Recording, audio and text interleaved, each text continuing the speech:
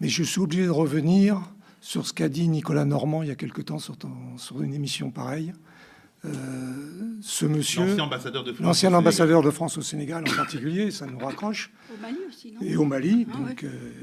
Mais il était ambassadeur au Sénégal au moment de la crise post-électorale de 2010-2011 en Côte d'Ivoire. Et justement, sur la crise politique de 2011 en Côte d'Ivoire, ce monsieur a dit, et tu as eu raison de lui dire que c'était faux, a dit des choses qui étaient énormes, en particulier sur soi-disant que les gens de Gbagbo avaient arraché les papiers du Conseil constitutionnel, ce qui est totalement faux. C'était un porte-parole de la commission électorale qui donnait des résultats non validés par la commission électorale.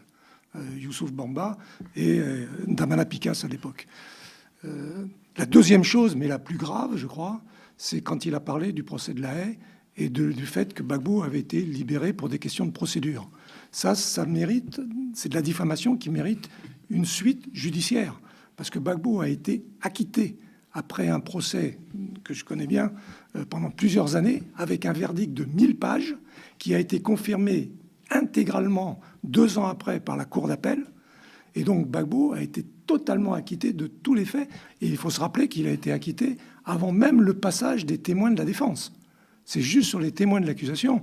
Et ceux qui, comme moi, ont passé leur nuit et leur jour à La Haye, en particulier dans la salle d'audience, je peux vous dire que le procès a été détruit dès le début. Et c'est ce qu'a dit le président de la Chambre, l'italien, Cuno Tarfusser, qui a dit, dès le début, avec Anderson, on était à peu près persuadé qu'on allait acquitter ce monsieur parce que le dossier était vide.